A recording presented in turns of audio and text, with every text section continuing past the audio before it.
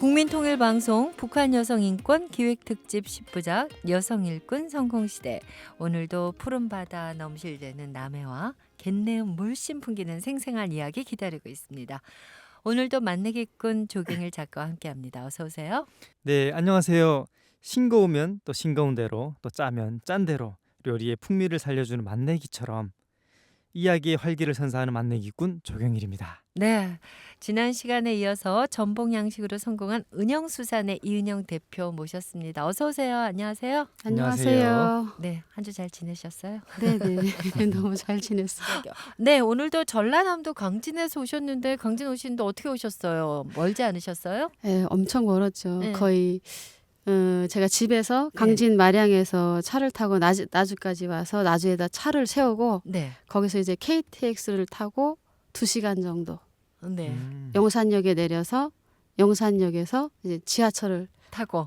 타고 여기 망원역까지 네, 왔습니다. 일단 왔다 갔다 뭐 나주에서 차 몰고 그 시간도 뭐 1시간 걸리지만 KTX 그 먼 곳 2시간 만에 네. 북한에서는 상상할 수도 없는 거리 아닐까요? 그러죠. 북한에서는 서울과 저기 제가 고향이 사리연이었는데 사리연에서 해산까지 가려고 하면 저희 때는 한 15일 갔던 것 같아요. 저희 때는 그랬어요. 백두산 네. 답사 갈 때 15일 동안 가는데 식량이 떨어져서 굶고도 도착했었거든요. 근데 여기는 서울에서 제가 살고 있는 강진군 마량면 제주도가 보이는 끝이죠. 한 5시간 30분이면 도착하는 것 같아요. 맞아요. 그게 네. 남과 북의 가장 큰 차이가 아닐까 싶어요. 맞아요. 왜냐면 엄청난 속도거든요. 북한 같으면은 아우지에서 평양까지는 한 달 걸릴 겁니다. 아마. 예, 그렇게 우리 한국의 도로는 뻥 뚫려 있어서 맞아요. 특히 우리 이은영 대표님처럼 이렇게 전복, 그런 화로들 이런 살아있는 생물들을 이렇게 유통하시는 분들 같은 경우는 이렇게 뻥 뚫린 도로가 아마 그 장사에 날개를 달아주는 것 같다는 생각이 듭니다. 네, 특히나 이제 전복의 날개를 달게 되는 것 같습니다. 그러네요. 오늘 만나기꾼도 날개를 달고 한번 같이 네. 날아주시기 바랍니다. 오늘 이은영 대표를 처음 만나는 분들을 위해서 지난 시간 그 이야기 빠른 속도로 좀 간략하게 들려주시면 좋을 것 같아요. 네, 전복 양식 업체인 은영수산의 이은영 대표는 중국을 거쳐 2000년에 한국에 정착했는데요. 남편이 고향인 전라남도 강진군 마량면에서 전복 양식으로 크게 성공해서 승승장구하던 중에 100년 만에 기록적인 폭우가 내리면서 밀물이 바다로 유입돼 몇 년 동안 공들인 전복들이 모두 죽게 됩니다. 하지만 북한만 아니라면 어떤 시련도 이겨낼 수 있다. 그런 마음으로 정부와 또 지자체의 도움을 받아서 재기에 성공하게 됩니다. 네. 여기서 사실 재기라는 거는 참 힘들어요. 그렇죠. 근데 이게- 그걸 성공하셨단 말이에요. 그렇죠. 보통 한 번 실패하면은 2번 성공하기가 어려울 수도 있는데 실패를 딛고 다시 일어서서 그것도 그냥 일어선 게 아니라 성공했습니다. 네, 정말 어떻게 말하면 이제 흥미진진하게 좀 풀어봐야 될 것 같습니다. 만내기꾼이 소개해 주신 것처럼 한국에서 멋지게 성공한 영농인이 되셨어요. 그렇게 더욱 한국에 정말 잘 왔다는 생각이 들 것 같은데요. 고향 떠난 게 언제셨나요? 저는 이제 북한에서 아버지가 이제 7개부터 당비서였거든요.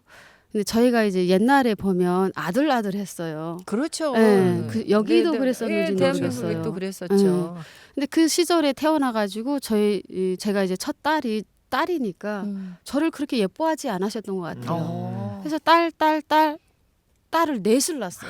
제가. 예. 어머님이 더 저기 불안하셨겠네요. 예. 그러니까 엄마가 장녀하면은 별로 뭐 책임감만 물었지 저한테 사랑을 주셨다라는 생각이 그때는 안 들었어요. 네. 그냥 뭐 통검씨가 학교도 통검이 있는데 집에서도 통검이 있으니까 또 이제 학교에서 숙제를 내주면 동생들 것까지 제가 다 이제 점검해주고 관리를 했어야 돼요. 그게 너무 싫었어요. 동생이 잘못해도 저한테 이 참나무 장작패기로 이렇게 패는 거예요. 남자 패대기. 아이고. 그래서 저는 그때 그 어린 시절에 당비선에서 장녀는 제가 제일 작았거든요. 네. 다리 밑에서 주워왔대 그러더라고요. 근데 아, 북한에는 성교육이 잘 안 되어 있었으니까 저는 진짜 다리 밑에서 주워왔구나. 주워온 줄 알았거든요. 그래서 나는 의붓 딸이구나라고 생각해서 이제 부모님이 원하시던 길을 안 갔죠. 부모님이 원했던 건 좋은 그냥 교원대학 가서 4년 졸업하고 선생님 하다가 북한에는 보통 결혼을 중매를 하거든요. 그 시절에는. 네. 그래서 이미 그런 이게 코스를 아빠가 이야기하시니까 정말 싫었어요. 부모님하고 어떻게 하면 이제 멀리 떨어지지라고 생각하다가 아빠 이름을 팔고 군대 나왔거든요. 아. 그게 바로 라진 선봉시에 있던 부대였는데 네. 그 군사복무를 하면서 이제 부모가 나한테 준 사랑을 차차 알게 됐죠. 같이 있을 때는 몰랐어요. 때리기만 하니까 정말 엄마 아빠가 네. 엄하셨네요. 미웠거든요. 예. 그래서 이제 멀리 떠났었던 건데 거기서 이제 그 부대에서 살면서 뭐 신병도 걸치고 또 부모님이 괜찮은 직업에 있으니까 부대에 적극 지원해주고 하다 보니 이게 뭐 특별하게 힘들진 않았어요. 그러니까 여기만큼은 아니에요. 네네. 북한에서의 상황에서. 그러다가 이제 제가 보이지도원 산하로 그때 당시 소련이 붕괴되면서 식량을 군부대에 지원 안 하고 적어들었어요. 점점 네네네. 후반부터. 네.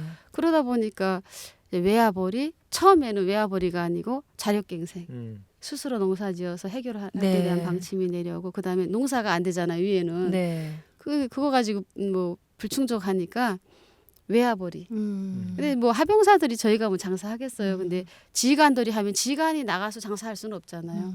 그래서 하사관들 이제 믿음이 가는 하사관들한테 시켜가지고 제가 이게 그 케이스로 이제 라진 선봉시에 가서 외국인을 만나는 네. 기회가 됐었거든요. 근데 이제 그때 좌절감을 사실 처음에는 좌절감보다는 외국 사람을 처음 보니까 이렇게 멋진 사람들이 여기에 들어오는 거는 우리를 세뇌 교육하기 위해서 이런 사람들만 뽑아서 오는 거다라고 생각했거든요. 근데 1년, 2년, 3년 보다 보니 가식적으로 이게 꾸며서 오는 건 한두 번이지 그렇게 오랜 시간을 못 하거든요. 그러다 보니 그 사람들의 이야기에 귀를 기울이게 됐어요. 그리고 이제 지휘관이 주는 뭐 오징어나 사금 같은 거 넘길 때도 네. 해마다 이게 그 달러 상승과 하락에 의해서 그 가격 값어치를 쳐서 주는 거예요. 네. 그걸 보고 이 사람들이 절대 나쁜 사람들만은 아니구나라고 내가 배운 게 어쩜 다 맞지 않을 수도 있겠다라는 반발심이 생기기 시작한 거예요. 날라리죠. 그쪽에서는 날라리 사상이라고 하거든요. 네. 그때부터 이제 그 사람들 보면서 서로 이제 가운데 중간 다리 역할을 하는데 그분들이 이야기하시더라고요. 뭐 이제는 우리 벌만큼 받고 너희 같은 사람들이 저런 드넓은 데 가서 살면 너희는 얼마든지 잘 살 수 있다. 그 너희 생각과 이 순수한 마음이 예. 저런 데 가면 오히려 성공 사례가 된다는 거예요. 오. 그래서 계속 이제 이야기를 듣다 보니까 예. 국경이잖아요. 네. 근데 우리나라는 밤에 캄캄해요. 근데 중국이라는 또랑 하나 건너서 보면 네. 불빛이 장난 아니에요. 그렇죠. 아파트. 네. 내가 상상했던 거는 현실로 보여주면서 이야기하니까 네. 한번 가보고 싶다라는 생각이 들어요. 아. 그때부터. 근데 저가 이제 총대장이 아니었기 때문에 모든 부대에는 이렇게 뽑아서 나와요. 장사해야 먹고 사니까 부대도. 이제 거기에 이제 제일 높은 사람이 한번 나갔다 오자 하는 거예요. 그때 이제 저는 두 마디 안 하고 동의를 했죠. 네. 그래서 14명이 단체로 그때 탈영을 했었어요. 아. 와.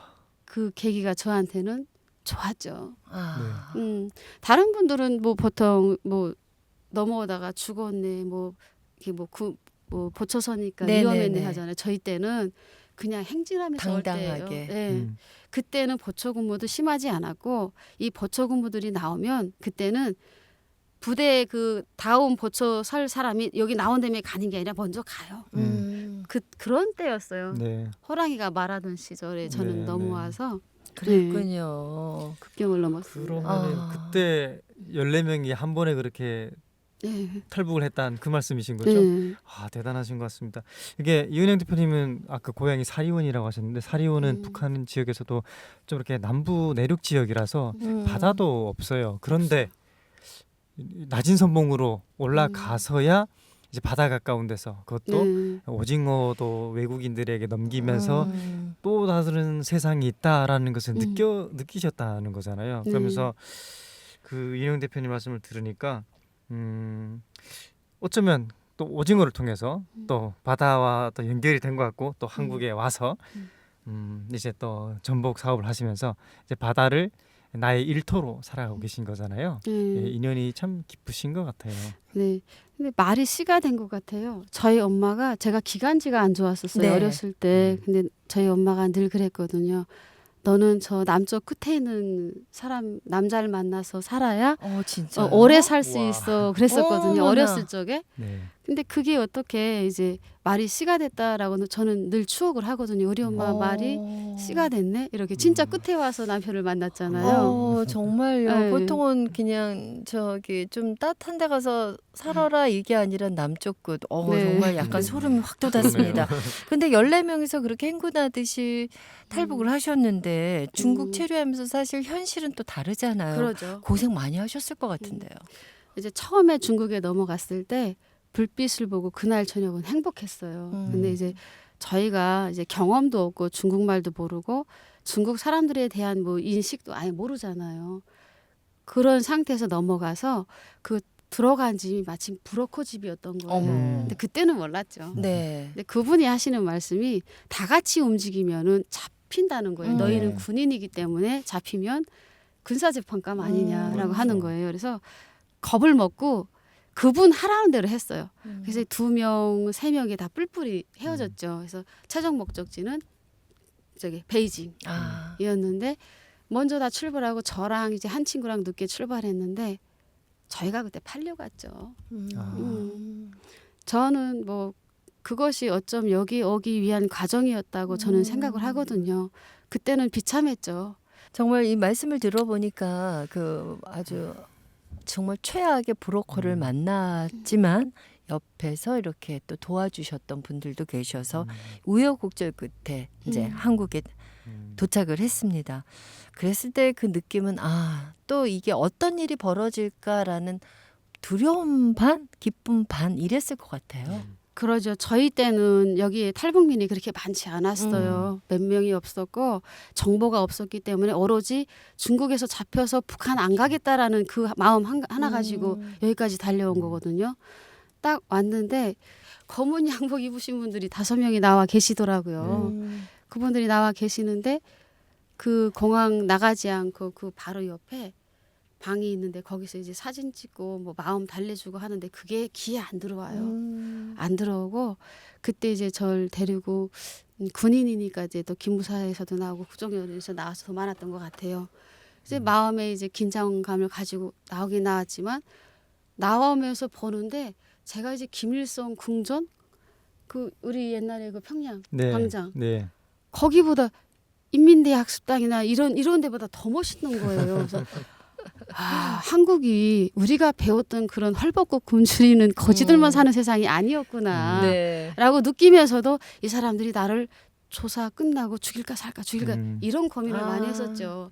지금이야 뭐 지금 오시는 분들은 오면 집을 준다 정착금을 준다라는 걸 알고 왔잖아요. 저희 그때는 때는 아무것도 없었어요. 모르고 그렇죠. 그냥 네. 무조건 도망간다는 네. 생각만 빠져나와야 되겠다. 그러죠. 예. 그래서 이제 딱 그 국정원에 가서 조사 끝나고 저는 군인이니까 20일을 더 하더라고요. 그래서 그때 당시 이제 먹었던 마음은 나는 군인이니까 죽일 수도 있겠구나. 너무 캄캄했었어요. 그러고 이제 다 20일 진짜 20일이 한 10년처럼 느껴졌던 것 같아요. 그러고 하나원에다 날 데려다 놨는데 처음으로 거기서 탈북자들 그렇게 많이 봤어요. 26명인가? 네. 같은 동기라 그러시죠? 네. 제가 이제 그 하나원에서 졸업하고 딱 사회에 나왔는데 저한테 집을 주리라고는 생각 안 했거든요. 근데 아파트를 주더라고요. 네, 아파트에다가 저희 때는 정착금을 한 번에 줬어요. 네. 네. 3,700만 원. 그걸 받는 순간 이게 뭐지? 어차피 살았구나. 어차피 신분증을 받는 순간 저는 자유다라고 느껴서 만끽을 했는데 집하고 돈을 주니까 그때는 막 1,000만 이런 뭐 날개를 몇십 개 단 거 마냥 사실 의식주가 해결되는 거잖아요. 그렇죠. 네. 상상도 안 했던 걸 받으니까 네. 저한테는 더 큰 거였죠. 저는 이제 대한민국에 딱 그 아파트에 들어가는 순간 나는 로또 복권 맞았구나라고 생각했던 시기였어요. 네. 사실 13평이라는 거는 네. 작으면 작을 수도 있지만 혼자 생활하기에는 아니 좋아요. 둘이 생활해도 괜찮은 그런 아파트입니다. 정착금도 주고 정말 네. 대한민국 신분증도 받고 네, 복권 맞습니다. 당첨될 자유. 거 많네요. 네. 네. 자유. 이은영 대표님의 이야기를 들으니까 그 참 북한에서 오신 분들이 이제 한국에 오면은 사실은 복권 맞았다는 기분이 저는 제일 적절하지 않을까라는 생각이 들어요. 아까 말씀하셨던 것처럼 사실 천국과 지옥을 이렇게 경험을 하시고 그 순간순간마다 생명의 은인 같은 사람들도 만났는데 그렇게 무사히 한국에 왔고 또 생각지도 못했던 집, 평생 가져보지 맞아요. 못한 돈. 것들 이런 것들 만나서 복권에 당첨된 기분이 들었을 것 같은데 사실은 또 한국에 와서 또 두 번째 복권을 맞으셨던 게 아닌가라는 생각이 드는데 지난 회에 나오셔서 또 이제 사랑꾼처럼 남편을 만나신 이야기를 하셨잖아요. 그게 혹시 두 번째 복권이 아니었나요? 아, 네. 어떻게 아셨어요? 저는 이제 저희 남편 만나서 많이 이제 방황했던 그리웠잖아요. 네. 제가 이제 뭐 가족도 제 마음대로 버리고 왔고 또 형제들도 버리고 왔기 때문에 늘 죄책감과 미안함 그런 마음 갖고 살았었는데 울타리가 없었잖아요. 자유는 있지만 근데 이제 그거를 이제 딱 잡아준 분이 남편이에요. 아. 남편이 이제 뭐 남편은 저를 위해서 일하거든요, 사실. 아. 예. 어떻게 보면 전라도 바다 일하는 데서 1, 2등, 1등이라고 할게요. 일벌레예요. 근데 그 이유가 저를 위해서 일해요. 그러니까 그것만으로도 저는 제 남편을 만나서 또 로또 복권도 됐지만 저한테 고향을 선물해 준 사람이에요. 아. 멋있다. 제가 이제 북한은 가기 싫은데 태어난 고장은 지금 해를 거듭할수록 가보고 싶거든요. 친구들도 있고 또 친척들도 있고 네. 이거를 알려주고 싶은 마음도 있고 제가 제 스스로 이제 일해서 따뜻한 밥 한 그릇 먹을 수 있는 베품 마음의 여유도 있거든요. 네네네. 그런 걸 다 하고 싶은 마음에 고향이 그리웠었는데 그거를 해소시켜주는 게 저희 남편 네. 강진군 말양면이 저의 제2의 고향입니다. 제2의 고향인데 네. 또 제1의 고향이 될 수도 그렇죠. 있는 건데 네. 지금은 남편과 함께 성공한 전복 양식 사업가가 되긴 했지만 저희도 그냥 결혼이라 그러면 남자 여자 서로 이 자라온 환경에 따라서 많이 좀 다투는데 남북의 온도차 없으셨어요? 문화 차이로부터 오는 이 남편과의 저의 만남이 있었죠. 네. 있었는데 워낙 사랑해서 만났기 때문에 그것도 극복할 수 있지 않았나. 근데 그 사이에 자꾸 싸우면 마음의 보따리를 싸게 되어 있잖아요. 네네네. 그래서 그거를 이제 아이가 있으면 좀 그 마음의 보따리도 안 싸지 않을까라고 생각해서 늦은 나이니까 시험관 8번 해가지고 8번이나요? 네, 8번째예요. 그래서 지금의 아들 시훈이 시윤이. 네, 시훈이를 얻게 됐어요. 아니 8번이면 정말 포기할 만도 한데 끝까지 그렇게 시험관 아기를 했다는 거는 정말 간절한 마음이 아니었을까 싶습니다. 아무튼 뭐 중요한 건 탈북 과정과 정착 초기에 어려움도 많았지만 잘 극복하셔가지고 지금의 부자 농부가 되셨어요. 이게 중요해요. 과정이 힘들어서도 그 힘든 과정을 넘어도 사실 부자가 되는 거는 쉬운 건 아니거든요.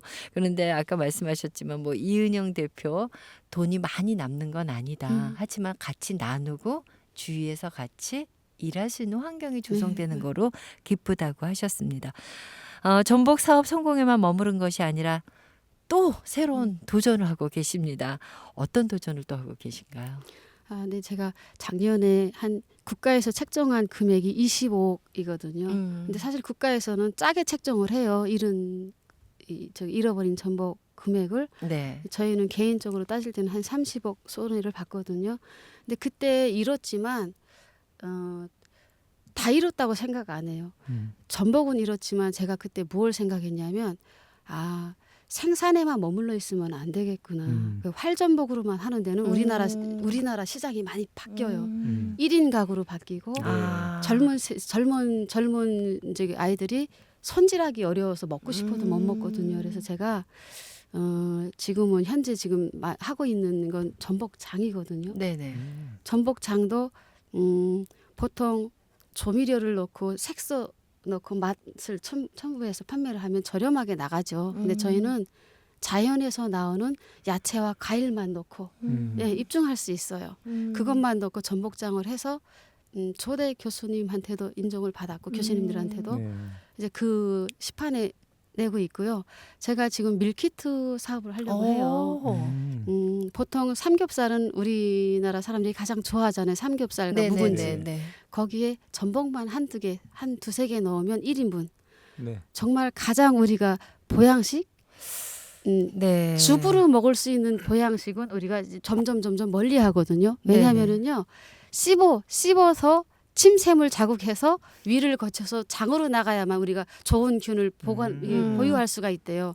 씹지 않고 넘기는 그런 음식은 침샘을 자극하지 않고 그냥 넘기잖아요. 그래서 우리가 질병에 많이 노출이 된다고 하더라고요. 그래서 거기에 맞는 밀키트를 한번 해보자. 그래서 전복 떡볶이. 네. 이거 네네네. 떡볶이가 저기 전복과 만나면 이거는 요리겠는데 요리. 네. 궁금해집니다. 이게 네네.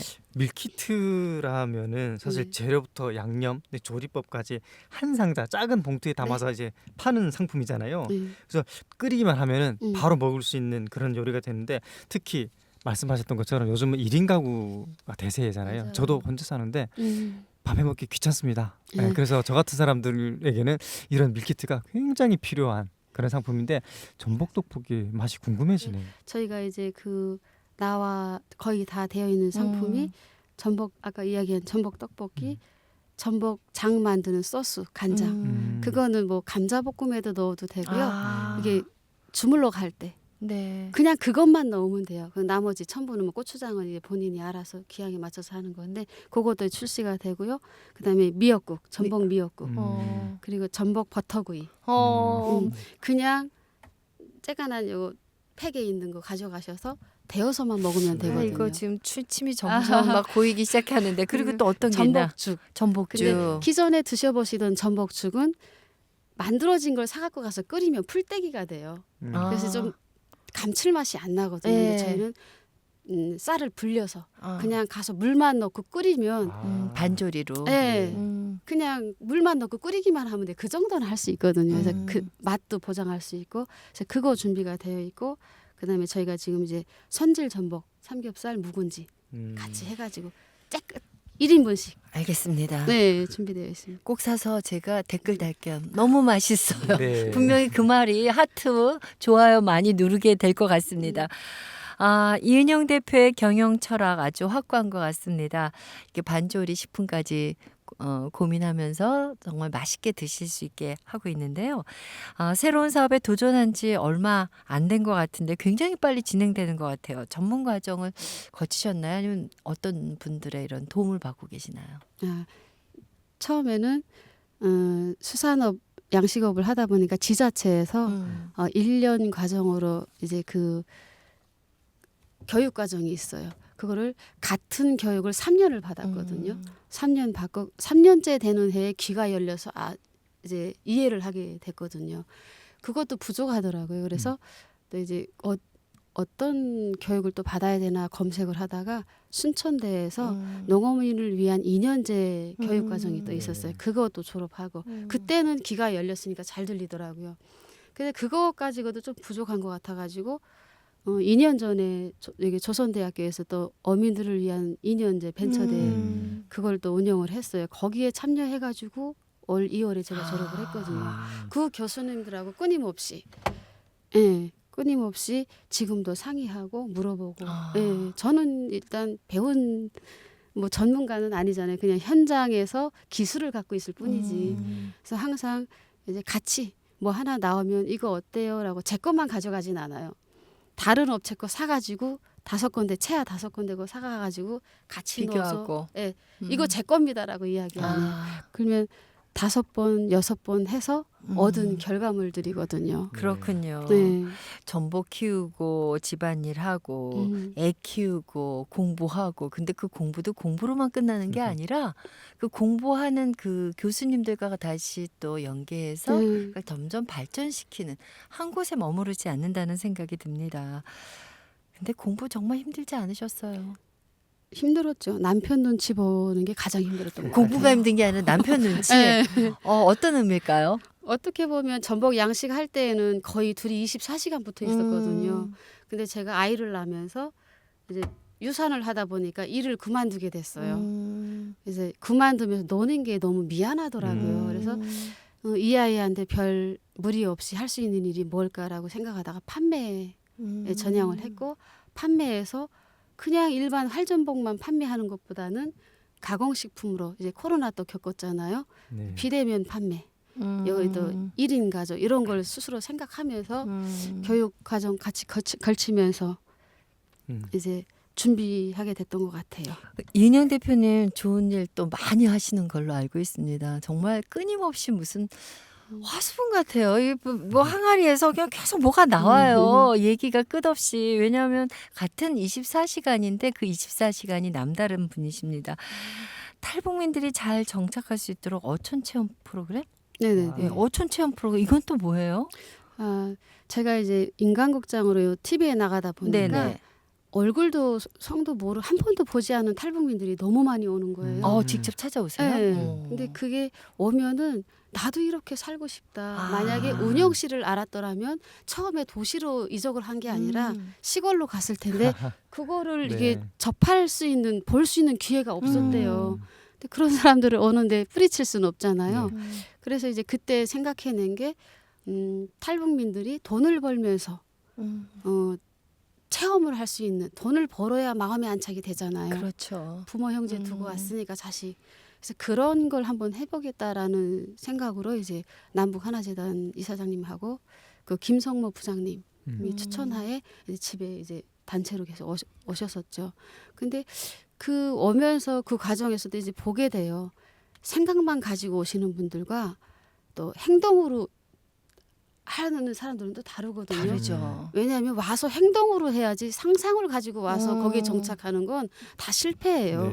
그래서 그걸 보면서 이분들이 오자마자 사업을 하기보다는 일단 돈을 벌면서 일하면서 지자체의 그 교육 과정을 수료하면 이 사람들이 더 폭넓게 선택의 이제 폭이 넓어지지 않을까. 내가 할 수 있는 일, 하지 못하는 일. 바다 일이 사실 만만치는 않아요. 만만치 않죠. 네, 근데 그분들이 저 사는 곳만 보고 바다 일 하겠다라는 이 개념 자체가 또 제가 또 다른 피해를 줄 수 있는 기회가 될 것 같아서 차라리 가공공장을 하면서 아침 8시 반, 저녁 뭐 5시 딱 땡퇴근, 토일 쉬고 나머지 뭐 일주일 안에 뭐 지자체에서 공부한 그 시스템 가서 학습 공부할 수 있는 이런 기회를 한번 줘보자라고 해서 시작을 했던 것 같아요. 그렇군요. 어촌 체험 프로그램에 참여한 다음 사실 이제 뭐 실제로 수산업에 뛰어든다는 거 체험 갖고 되는 게 아니고 그렇죠. 상상 갖고 되는 게 아니거든요.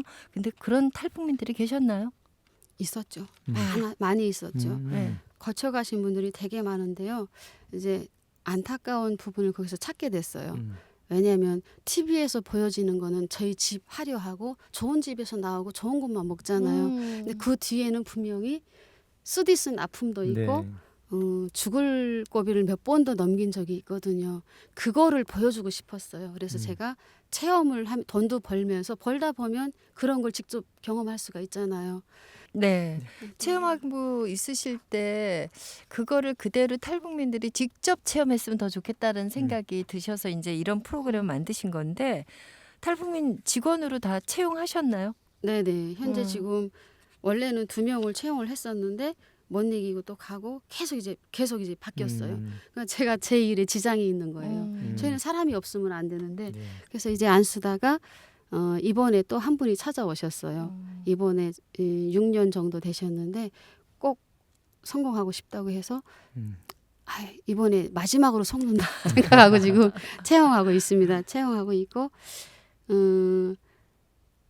이걸 시작하게 된 동기는 제가 처음에 왔을 때 3,700 플러스 알파 돈을 받았잖아요. 네네.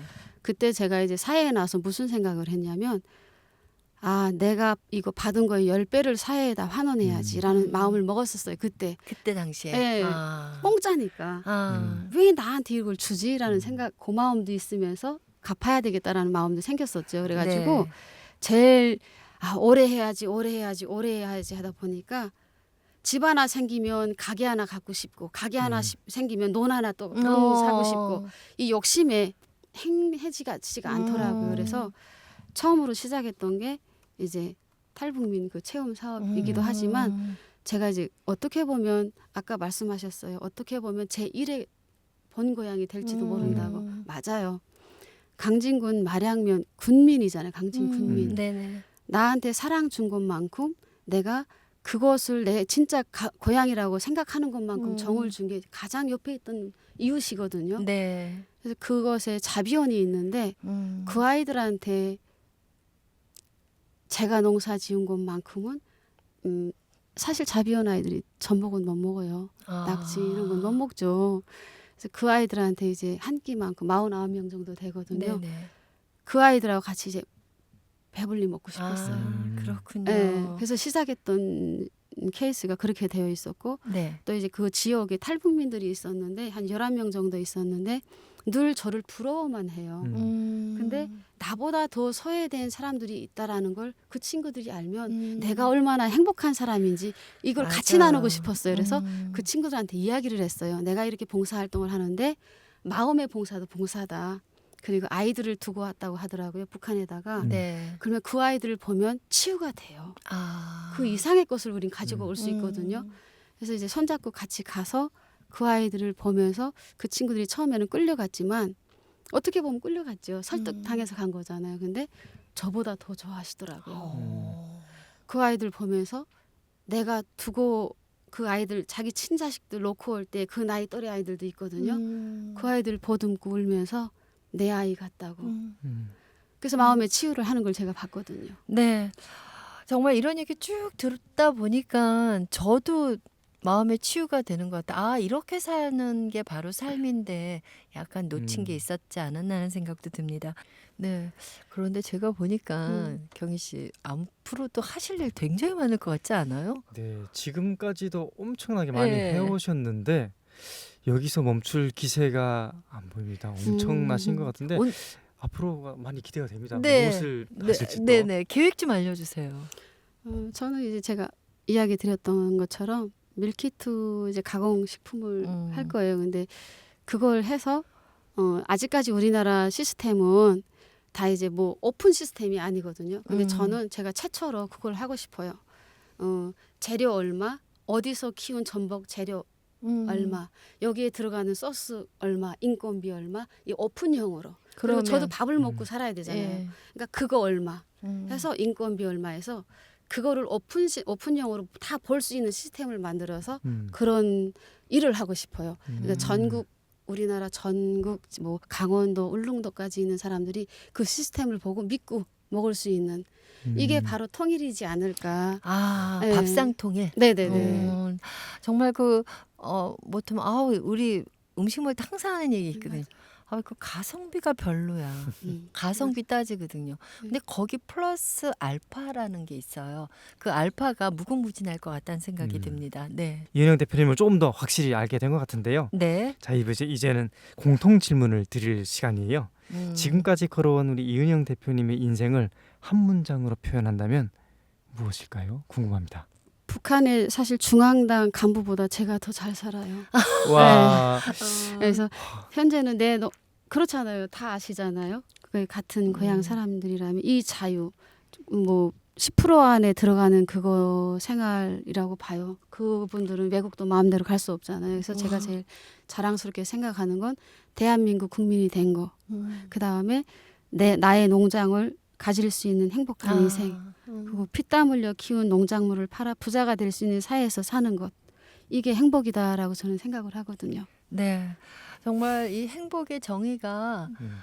대한민국에 정착함으로써 열심히 노력한 결과로 얻은 것 같습니다. 이 두 차례에 걸쳐서 은영수산의 이은영 대표 말씀을 나눠봤는데요. 식품 사업도 잘 돼서 여성 기업인으로 우뚝 서시길 저도 간절히 바랍니다. 오늘 정말 귀한 시간 내주셔서 진심으로 감사드립니다. 고맙습니다. 감사합니다.